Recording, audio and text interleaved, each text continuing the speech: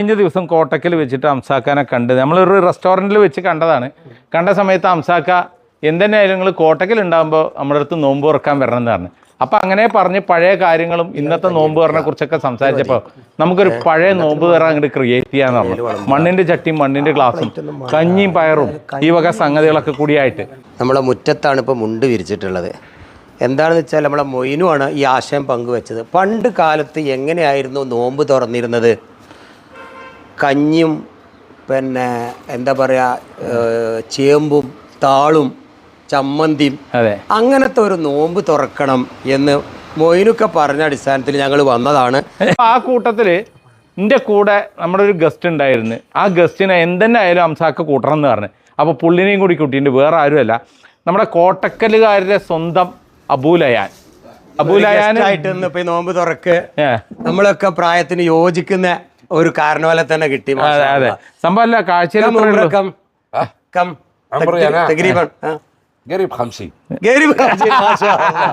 ഇത് നമ്മുടെ ഫൈസൽ ഭായ്, അത് കൂടാണ്ട് നമ്മുടെ റഫീഖ് ഉണ്ട്, അതായത് നമ്മുടെ അബൂലയാന്റെ സന്തത സഹചാരി തുക് റഫീഖ്. പിന്നെ അബൂലയൻ ഇന്ന് വന്നത് അബൂലയന്റെ വിത്ത് ഫാമിലി, അതാണ് അതിൽ മറ്റൊരു ഭാര്യ മക്കളൊക്കെ എല്ലായിട്ടാണ് വന്നത്. ഇങ്ങനെയാണ് നമ്മൾ സൗഹൃദ മീറ്റിംഗ് വേണ്ടത് അല്ലേ? സൗദിയിലെ ബുറൈദയിലുള്ള നമ്മുടെ അബൂലയാന് നാടൻ നോമ്പ് തുറ എന്ന് പറയുമ്പോൾ ഒരു 30-40 വർഷം 40 സന ഖബൽ 40 സന കേഫ് അത് കേരള موزي هذا لا حمندي ولا بخاري ولا شبايا برياني ما في هول كني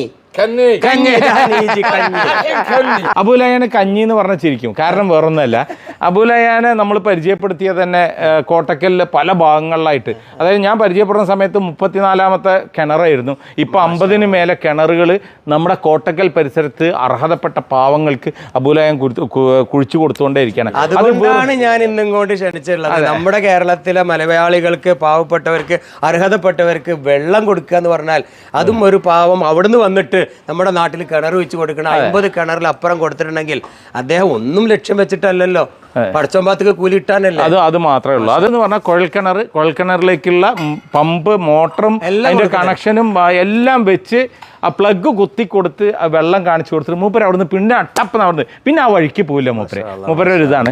അബൂലയൻ കഞ്ഞി എന്ന് പറഞ്ഞു ചിരിക്കും.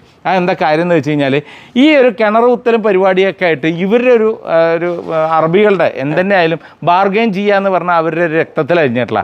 അപ്പോൾ മോട്ടറിനായാലും കുത്തി കൊടുക്കണവനായാലും പറഞ്ഞ പൈസ കൊടുക്കുകയാണെങ്കിലും കൊടുക്കുന്ന സമയത്ത് കുറയ്ക്കൊന്നുമില്ലല്ലോ. അപ്പോൾ ഈ കുറയ്ക്കാണ്ടാവുമ്പോൾ ഒരു ദിവസം റഫീഖ് നീ കഞ്ഞിത്തരം കാണിക്കല്ലേ പറഞ്ഞു. ആ കഞ്ഞിയിൽ കയറി പിടിച്ചാണ്. അപ്പൊ എങ്ങനെ പെസകി കിട്ടിയിട്ടില്ല. ഏത് വലിയ കടയിൽ പോയാലും കഞ്ഞിയാണ്, നീ കഞ്ഞിയാണ് പറയും. ആ കഞ്ഞിയാണോ ഇവിടെ എന്നുള്ളതാണ് മൂപ്പര്. കഞ്ഞി يعني فلوس ما في فلوس واكل بيرياني ولا حاجه اذا ما في فلوس مسكين وكني هذا معلوم كني صح معلوم زياده ما في هذا كني. പണ്ട് കാലത്തൊക്കെ മൺചട്ടി തന്നെ ആയിരുന്നു. പക്ഷെ ഇന്നൊക്കെ മൺചട്ടിന്റെ രൂപം, ഭാവം, ഭംഗി കുറച്ച് കൂടിയേ ഉള്ളൂ. ഇത്തരം മൺപാത്രങ്ങളിൽ തന്നെയാണ് കഴിച്ചിരുന്നത്. പിന്നെ ഇങ്ങനത്തെ ഒരു പാത്രമൊന്നും വന്നില്ലട്ടാ. ഇത് ഗാവ കുടിക്കാനാണ്. നിങ്ങളൊക്കെ ഇരിക്കണ കാണുമ്പോൾ അങ്ങനെ ഇരിക്കാനൊരു പൂതിയൊക്കെ ഉണ്ട്. പക്ഷെ എൻ്റെ 90 ഡിഗ്രിയാണ്, മടങ്ങൂല. എൻ്റെ ഇരുത്തം അതെ നെട്ടും ബോൾട്ടാണ്. ഞാൻ തൽക്കാലം ഒരു പല സംഘടിപ്പിച്ചിട്ടുണ്ട്. തൽക്കാലം ഇതിലിരിക്കട്ടെ, വേറെ ഒന്നും തോന്നരുത് കേട്ടാ. മര്യാദ കുറവൊന്നും അല്ല, നിവൃത്തികേട് മാത്രമാണ് എന്നെ പറ്റില്ല. മുഷ്കൽ. ഓക്കെ, ഇത് നമ്മളുടെ ഒരു സുഹൃത്ത് കളിമണ്ണുകൊണ്ട് ഉണ്ടാക്കുന്ന വിൽപ്പനക്ക് തയ്യാറായ ഒരു കിറ്റാണ്. 33 ഐറ്റംസ്, ഒരു ടേബിൾ സെറ്റ്. അന്ന് നോമ്പ് ആഘോഷങ്ങളാണ്, ഭക്ഷണങ്ങൾ കൊണ്ട് ഒരു 5 കളിയാണ്. അതുപോലെ തന്നെ നോമ്പ് തുറന്നു കഴിഞ്ഞ് കഴിഞ്ഞാൽ തറാവിയൊക്കെ മുമ്പും ശേഷമൊക്കെ ആയിട്ട് കുറേ സോഡകളും മുളകും അതേപോലെ മാങ്ങയൊക്കെ ഇട്ടിട്ടുള്ള അങ്ങനെ മൊത്തം നമ്മുടെ രീതി തന്നെ മാറിപ്പോയി.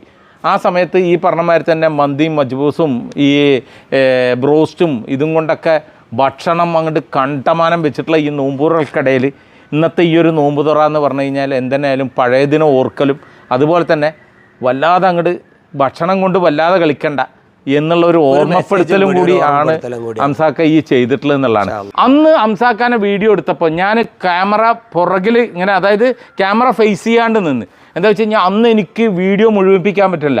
അംസാക്ക സംസാരിക്കുകയാണെങ്കിലും അംസാക്ക എന്നല്ല, ആ വീഡിയോ കണ്ട എല്ലാവരും കരയായിരുന്നു. അന്ന് ഒരുപാട് ഹേർട്ട് ടച്ച് ചെയ്തിട്ടുള്ളൊരു വീഡിയോ ആയിരുന്നു അംസാക്കാൻ്റെ സ്റ്റോറി എന്ന് പറയുന്നത്. അപ്പോൾ അതിലുള്ള വലിയൊരു ഭാഗമാണിത്. ഇവിടെ വെച്ചിട്ട് തന്നെ ചെയ്യണം എന്നുള്ളൊരു നിർബന്ധം ഉണ്ടായിരുന്നു. കാരണം എന്താ വെച്ചാൽ ഈ 30-40 വർഷങ്ങൾക്ക് മുമ്പ് ഹംസാഖാൻ്റെ വീട്ടിലുണ്ടായിരുന്ന ആ ഒരു നോമ്പ് തുറ അതേ സംഭവം തന്നെ നമ്മൾ റീക്രിയേറ്റ് ചെയ്യാന്ന് പറഞ്ഞാൽ ഇന്ന് ഹംസാഖാൻ്റെ തറവാട് നിൽക്കുന്ന ആ ഭാഗത്താണ് ഈ ഫ്രെയിം ഉണ്ടാക്കി വെച്ചിട്ടുള്ള ഹംസാഖാൻ. ഇതെന്താ ഇങ്ങനെ ഒരു സംഭവം ഉണ്ടാക്കാൻ കാരണം? ഇതിൻ്റെ മുമ്പിൽ വെച്ച് നോമ്പ് തുറക്കാമെന്ന് പറയാനും കാരണം ഞാൻ അതുകൊണ്ടാണ്. അന്ന് ഞാൻ പറഞ്ഞിരുന്നു എൻ്റെ തറവാട് വീട് ഒരു ഓലപ്പരി കുറച്ച് ഓടുവാണ്. ഓല മീൻസ് ഷെഡ് ഇങ്ങനെ തന്നെയാണ്. അന്ന് ഓല ഷെഡ് ഉണ്ടാക്കല് ഇങ്ങനെ തന്നെയാണ്. ഓടും തന്നെ ഇങ്ങനെയാണ്.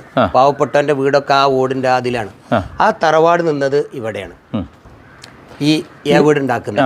അപ്പം അത് പൊളിച്ച് അവിടെ പിന്നെ കാടും പൊന്തിയായിട്ട് കിടക്കുകയാണ്. അപ്പോൾ അത് ഒന്നും കൂടി ഓർക്കാൻ വേണ്ടിയിട്ടും ഇങ്ങനെ ഒരു വീടുണ്ടാക്കണം, ഒരു ഗസ്റ്റിനൊക്കെ സ്വീകരിക്കാനുള്ള ഒരു വീട് ഉണ്ടാക്കണം എന്ന് പറഞ്ഞപ്പോൾ അത് അതിൻ്റെ പുറത്ത് തന്നെയാണ്, അവിടെ തന്നെയാണ് ഉണ്ടാക്കി എന്നുള്ളതാണ്. അത് അവിടെ ഇങ്ങനെ ആയി ആ ഒരു കറക്റ്റ് ഒരു സ്പേസ്. കാരണം എൻ്റെ വീട് ഇവിടെയാണ്. പെട്ടെന്ന് എന്നും കാണാനും നോക്കാനും പറ്റുന്ന, എന്നും ഓർക്കുന്ന ആ പഴയ ഓർമ്മകൾ സമ്മാനിക്കാൻ ഒരു പക്ഷേ ഇതൊരു മോഡലായി മരണം വരെ ഉണ്ടെങ്കിലോ. തീർച്ചയായും. അൽഹംദുലില്ലാ അൽഹംദുലില്ലാ. ആന ഫിക്ർ ഹാദ കുല്ലു യൗം ഹാദ ഫിക്ർ. അൽഹംദുലില്ലാ.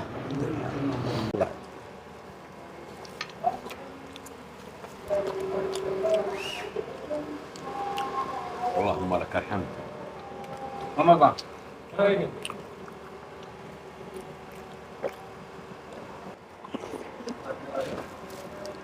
ഓഹ, നമ്മൾ പറയില്ലേ ഇതെല്ലാം സ്വപ്നങ്ങളിൽ മാത്രം പറയില്ലേ? ശരിക്കും ഈ കഞ്ഞിയൊക്കെ അതുപോലെ തന്നെ ഇതുപോലുള്ള ഒരു നോമ്പ് തുറ സ്വപ്നങ്ങളിൽ മാത്രം. നിങ്ങളൊന്നും വിചാരിച്ചാൽ നടക്കൂല. നടത്താൻ പറ്റുമെന്ന് നിങ്ങളൊന്ന് നോക്കി അല്ലേ?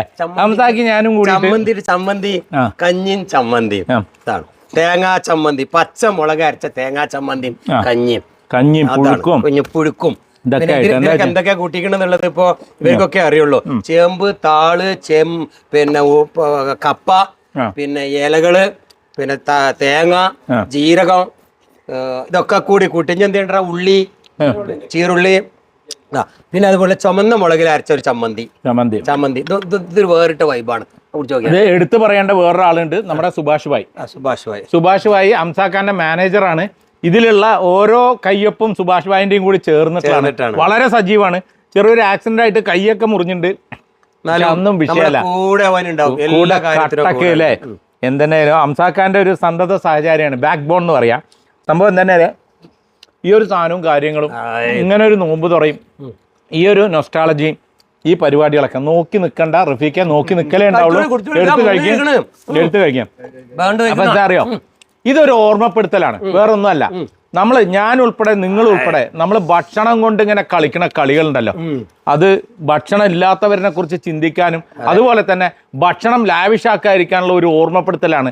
അത് ഞാൻ എടുത്തു പറയുന്നു, ഞാൻ ഉൾപ്പെടെ എല്ലാവരും. എന്താ വെച്ചാൽ നമ്മളൊക്കെ ഇതിലൊക്കെ പോയിരിക്കുന്ന ആൾക്കാരാണ്. നിങ്ങൾ വലിയ സുജായി ആണെന്നൊന്നും പറയണ്ട. ഇന്നത്തെ കാലഘട്ടത്തിനും അതേപോലെ തന്നെ സാഹചര്യത്തിനും അനുസരിച്ചിട്ടൊക്കെ നമ്മളെല്ലാവരുടെയും പോക്കും കാര്യങ്ങളും എല്ലാം ഉണ്ട്. ഭക്ഷണങ്ങളൊക്കെ നമ്മൾ എക്സ്പ്ലോർ ചെയ്യലും കാര്യങ്ങളൊക്കെ ഉണ്ട്. പക്ഷെ ഇതിൽ നമുക്ക് പറയാനുള്ള എന്താ അറിയോ, ഇതുപോലെ ഹംസാഖാൻ്റെ 40 വർഷം മുമ്പുള്ള ഒരു നൊസ്റ്റാളജിക്കൽ നോമ്പ് തുറ നമ്മളിവിടെ സംഘടിപ്പിച്ച്, അത് കൂടാണ്ട് അതിൽ നമ്മുടെ അബുലായാനും അവരുടെ ഫാമിലി എല്ലാവരെയും പങ്കെടുപ്പിച്ചു. ഈ പറഞ്ഞ മാതിരി തന്നെ നമ്മുടെ ഫൈസൽ ഭായും എല്ലാവരും ചേർന്നിട്ടുള്ള ഈ ഒരു നോമ്പ് തുറ എന്തെന്നാലും മറക്കാൻ പറ്റാത്ത ഒരുപാട് അനുഭവങ്ങൾ തന്നിട്ട് മാക്സിമം വീഡിയോ ഷെയർ ചെയ്തോളും. വേറെ ഒന്നിനും വേണ്ടിയിട്ടല്ല. എന്തിനാ ഹംസാക്ക? ഭക്ഷണം അനാവശ്യമായിട്ട് ചെലവാക്കാതെ ഇരിക്കുക, പഴയൊന്നും മറക്കാതിരിക്കുക. ഒരുപാട് ആളുകൾ ഭക്ഷണം കിട്ടാതെ ബുദ്ധിമുട്ടുന്നുണ്ട് എന്നുള്ളൊരു ഓർമ്മപ്പെടുത്തലും കൂടിയാണ്. അതാണ് 40 കൊല്ലം മുമ്പ് ഞങ്ങളൊക്കെ വീടും കുടുംബം എങ്ങനെ ആയിരുന്നു എന്ന് ഒന്നും കൂടി റീക്രിയേറ്റ് ചെയ്തതാണ് ഇത് അടുത്ത തലമുറക്കൊരു മെസ്സേജ് ആയിട്ട്. തീർച്ചയായും. Thank you very much. By.